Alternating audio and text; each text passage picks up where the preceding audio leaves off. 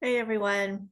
I know it's 3:30, but I've also got a couple of people that I know are supposed to hop on, so I'm going to give them just another minute or two to get on here and then we will get going. We've got lots of good updates and information, some good changes that I think you guys are going to be appreciative of, and just some brand new things. And so we'll walk through all of those changes here in just a couple of minutes.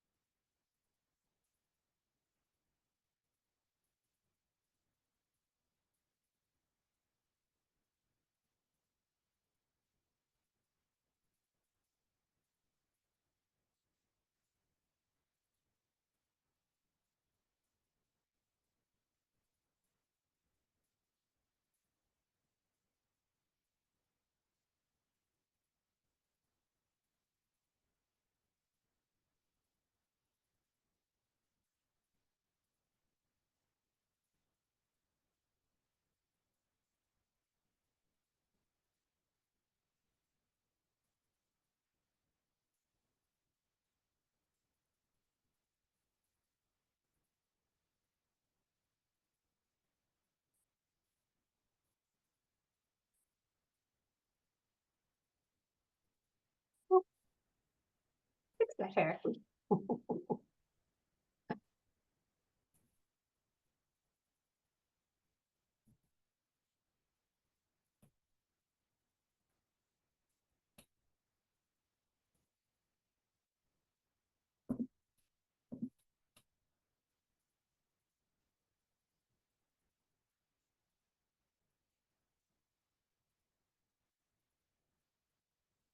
Okay, we'll just go ahead and get started. So I'm going to share my screen here and hopefully everyone will be able to see.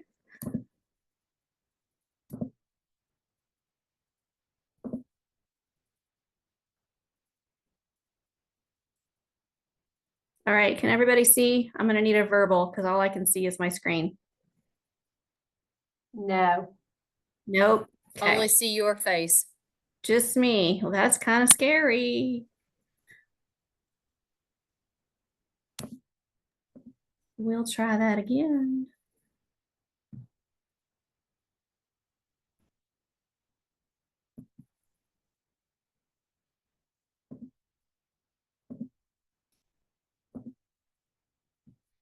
Can't do it one way, we'll do it another.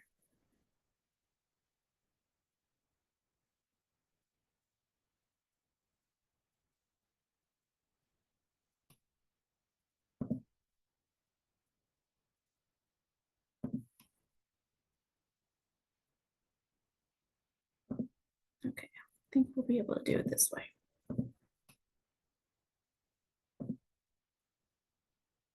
Yeah, we got a few more people on there.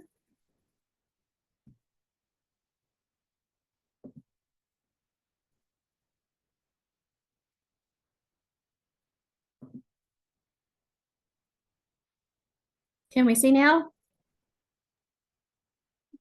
Yes, I see your competitive event changes and updates. Awesome.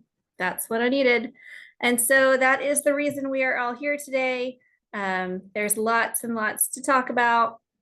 So we're going to get rocking and rolling. You are welcome to throw some things in the chat or just hop on and ask questions intermittently. I do not get offended if I'm interrupted. So if you've got a question, just pop on in, but we're just going to get sliding through this. So the first thing that I want to tell you about is a new recognition event. And this one is the Health Literacy Ambassador event. And so you'll notice that this is down at the bottom in those gray boxes. When you go to the competitive events guidelines page, it's down at the bottom where the healthcare issues is. And so there are two levels of recognition for health literacy. For level 1, it's going to take them to a module that they have to complete. And then they've got to present those findings to peers. And that's how they achieve a level 1. And then for level 2, it's a different, little bit more lengthy online module that they have to go through. But then they have to develop some sort of a resource. So whether that is a brochure or a poster, a pamphlet, something of the like, some kind of infographic that they'll then take to a particular community and pass out. That's how they would receive a level 2 recognition. So not a competitive event necessarily, but another way to get your students recognized and to get them working alongside their community. So that one's brand new. It's in collaboration with the National Library of Medicine, which is always good to get them familiarized with, since many of them will need to use that resource later on down the road. So our two competitive events that are new this year are occupational therapy and patient care tech. These are both in those health professions levels of events. For this year only, OC therapy is just going to be a round 1. So it will just be the multiple choice test. Next year, it will go on to more of that traditional round 1 being a multiple choice and round 2 being the skills checkoff side of things. But for this year at both state and international, OC therapy is going to just be a test only. For patient care tech, which for those that aren't specifically in that field, this is the one that's super similar to what Oklahoma calls an AUA. So it is kind of the bridge between a CNA and an LPN. It's going to be the traditional round 1 multiple choice test, and round 2 is going to be in skills that are related to nursing, EKG, and phlebotomy. So those skills are already posted on the national guidelines. So they're accessible to you now if you had students that were interested in that particular event. And those are the only two true traditional competitive events that are new this year. As far as competitive events that have that IDEA designation for your IEP students, there was lots of questions apparently this year on how to submit those pieces of documentation. And last year we went to an online submission. That is what we're going to stick with this year. It worked really, really well. But they wanted us to reiterate that you only have to submit those one time. So you don't have to submit it for state. And then if your students advance to ILC, submit it again, kind of like we used to have to do when we would upload to Tallo and that kind of thing. We don't like to remember those days. So we're going to move forward. And once you submit your accommodations, that's all you have to do is submit it the one time. And that's on the website as well. So this is the part that we always have lots of discussion about, because as a former instructor, you know, I want my students to be able to get feedback, and there's always the question of why don't we get our scores back and those types of things. And there's actually a great rationale for a lot of that. It's very explicitly said on the national website. So when you go to HOSA.org, I think it's in the frequently asked questions, you can see their rationale for why we don't give out specific scores. However, we do want to make sure that our students are receiving feedback so that they can better prepare for opportunities in the future, whether that be with HOSA or with other things. And so there's two ways that we're going to look at a couple of things this year. This was piloted with a couple of events last year at the ILC, but they're going to have judge feedback sessions predominantly at the ILC. So last year, I believe the one that they did it with, and it was an optional activity, was our job seeking skills. And so those students that went in and had the mock interview, then it was about an hour after all the participants had gone through and all the competitors had finished, then the judges compiled kind of frequent mistakes, as well as some positive aspects that they'd seen kind of throughout the group. And they brought all of the competitors back together that wanted to participate. And they were able to say, okay, here were some common things that we saw. So the students could kind of self-regulate. Okay, was that me? Did I make that mistake? Is that something that I can change moving forward? Because a lot of times our students don't realize particular habits that they have until they're pointed out. And so that's just one of the ways that we're kind of going to move forward on the international level, is to have more and more frequent feedback sessions for more competitive events, because it really did go very, very well last year. Good feedback was received both from the judges and the students that participated in those sessions, because the students did have kind of those aha moments of, yeah, what they were talking about, I thought I did really well. And then realized, oh, that was kind of a flaw in my judgment there, that I shouldn't have gone that direction. So look forward to those more and more at the ILC. At the state level, that's why we've implemented this last year, the judge comment cards. We're going to continue that this year. And as space and time allow, I'm going to try to look toward modeling these feedback sessions that the ILC has, because I do want Oklahoma's state conference to look very, very similar to the ILC. The other piece that's going to happen at the international level is for those recognition events, not necessarily competitive events, but for recognition events, some of the organizations that are involved are going to have recognition times for those students. So our American Red Cross recognition event, they're actually going to have kind of a banquet time where the students that participate in that particular recognition session or recognition event can come to them kind of for a session and talk through those achievements, be recognized for the things that they did. And so that doesn't necessarily have to take up a lot of time at that recognition session anymore. That's what we're trying to get away from, those really long sessions, so that they can just be recognized, and the students can see directly those entities, those partners that are helping to sponsor those events. Okay. Test proctor feedback was taken very seriously this year. And so for those ATC, the National Geographic test, there was lots of confusion on which ones get a calculator and which ones don't, those types of things. And so a message will be sent to our proctors specifically stating for ATCs which ones can have calculators and which ones can have periodic tables, because for some of those chemistry tests, they could have a periodic table. They're also going to get the CE reminder of the competitive events that will allow calculators, because some of them, the students think that they should have a calculator, and really that's not an accommodation. And some of them weren't given a calculator when they should have been. So we want to make sure that we have an equitable situation for all of our students. And then math for middle school, for those of you that have middle school, you will they will actually get a calculator and a conversion sheet for that specific one. So that's kind of a new update in that area. And something I don't have in this presentation, but I did remember speaking on ATCs, is we do have a brand new ATC event this year, and it's environmental health. And so for those of you that are kind of in that area or have students interested in environmental science, then that's going to be a good one. So changes in skills.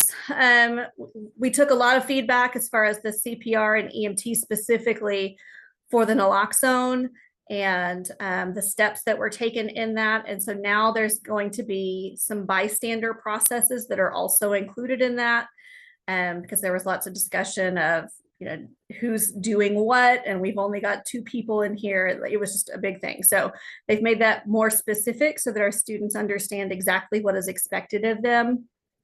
CPR has actually come out of CERT because that was kind of an overlap.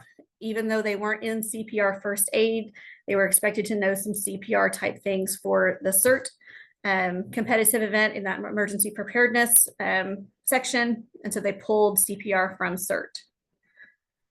For public health, that's the one where they create a skit. There's been lots of changes in that one. For one, this year it is sponsored by Hilarity for Charity. And that is the organization that Seth Rogen is a part of. And so for those that went to the ILC, you know that we actually, as HOSA, got to preview the documentary that he has produced on brain health and how that affects Alzheimer's. And so he's very, very passionate about early on brain health and prevention of Alzheimer's and those types of things. And so public health is actually sponsored by Hilarity for Charity. It would not at all surprise me if we don't end up seeing Seth Rogen at the ILC this year. And the winners of that will receive some things from Hilarity for Charity if they win at that international level, which is really cool. So the topic is loneliness and isolation there for public health. And I actually told you backwards. Hilarity for Charity is PSA. I got to go on too fast. Public health is loneliness and isolation. And it's the one that is the skit. So costumes, props, all of that thing. It used to be on site for both rounds 1 and 2. And this year it is not. Your round 1 will be conducted in a video. And so it will be prejudged. And then round 2 is the only one that is on site. And that's that longer skit. For dental science, that one's been revamped. And so if you have dental science students, you'll want to look at those skills as well as the testing materials because there's new resources. So that has kind of changed in both places for round 1 and 2. For phlebotomy, we have added the butterfly needle. That was taken off of some feedback from lots of advisors.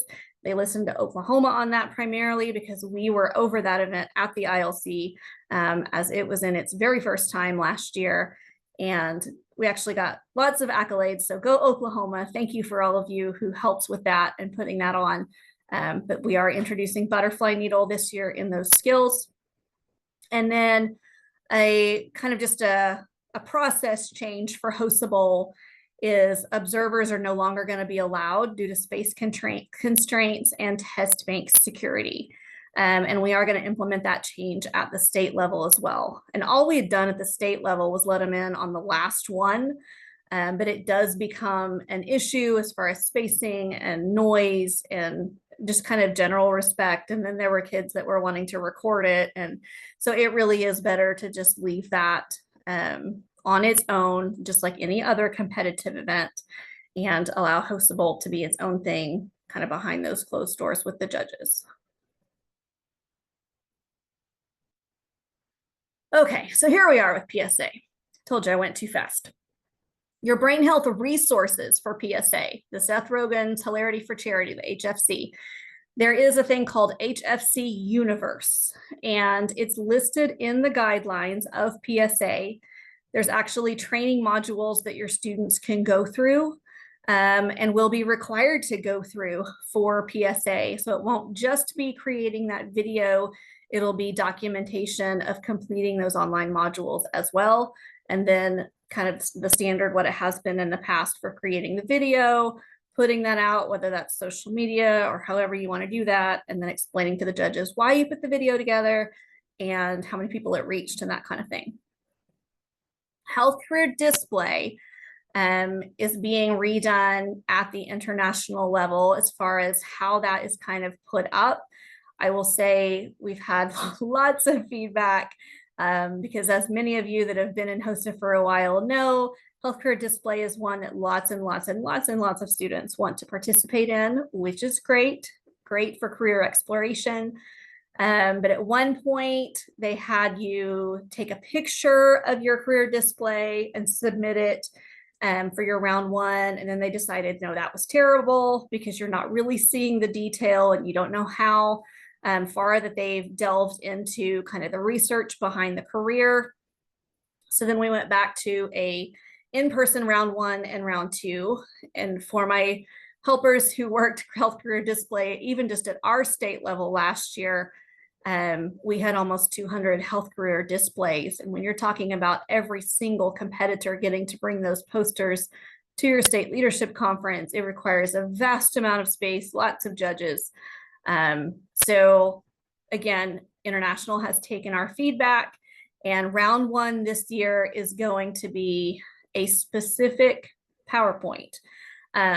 So they've got to put slides together that includes their creative plan for putting that health career display together. And then it's also specific pictures, specific content. And so it's not kind of up to them how they want to put it together. They will say this information needs to be on this number slide. It'll be very direct. And so as far as public display at the ILC, all of the state winners that have that first place, really first through third, qualifies by ILC standards, but I know a lot of our tech centers only send their first place.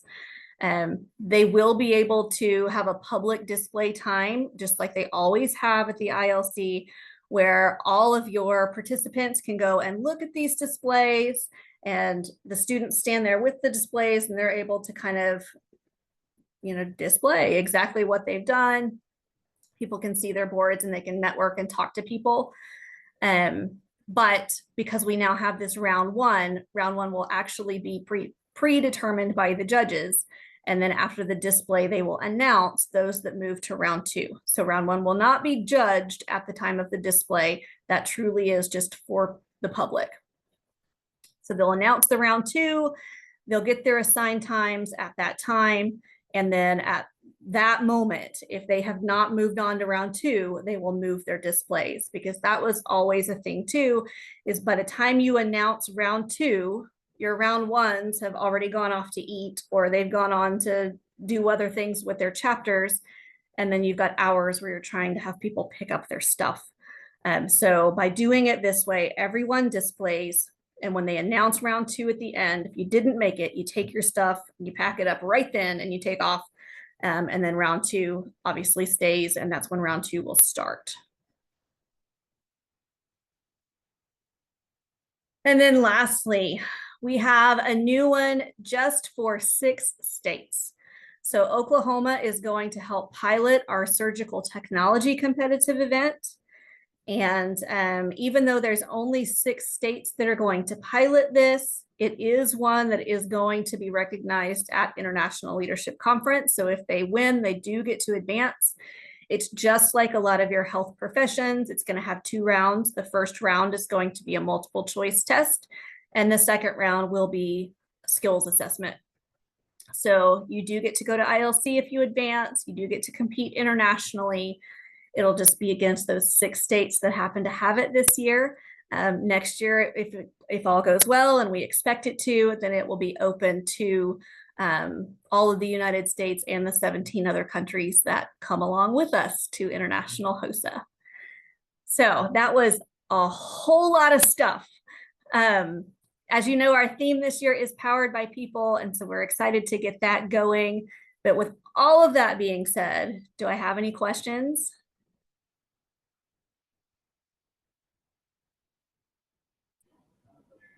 I have a question, but more about state SLC. My kiddos are stressing about what color the t-shirts are. Their shoes need to match. Oh, I love them. Yes. Is this for fall or for state? Fall. For fall, I'll tell you, Heather, the minute that the designer tells me or shows me, I'll release the information, but not even the state advisor knows at this point. Okay. I'm good with that. I just told them I was going to be on the Zoom today. I would see. So I appreciate you asking. I know that that's super important to them. So the minute I know, I'll let you know. Okay. Thank you. Hey, Amy. Okay, real quick on the health career display again. Yeah. So they'll do their PowerPoint, they'll submit it.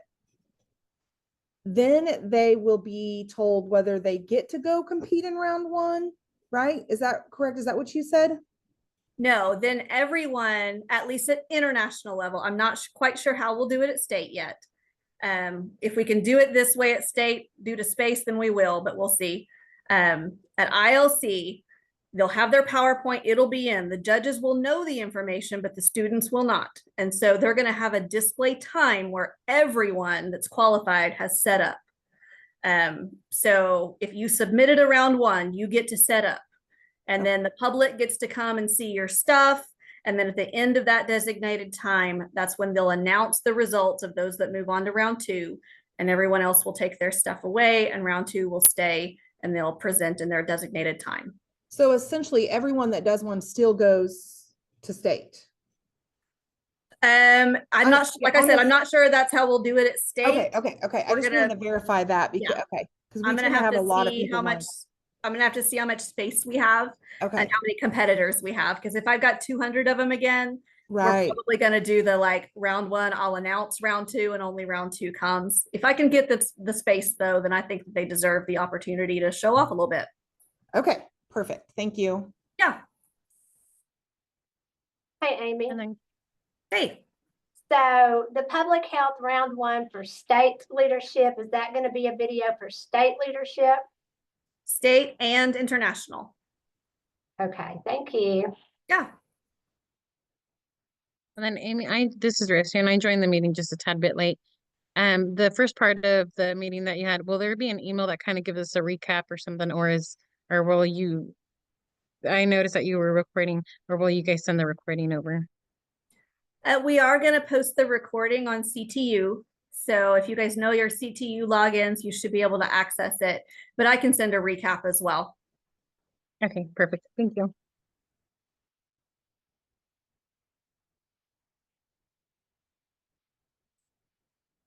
Any other questions while you've got me as your captive audience?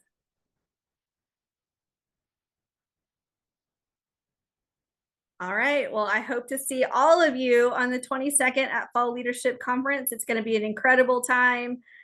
We are up to a record-breaking number. Last year, we broke records at 1252. This year, we are at 1738 so far.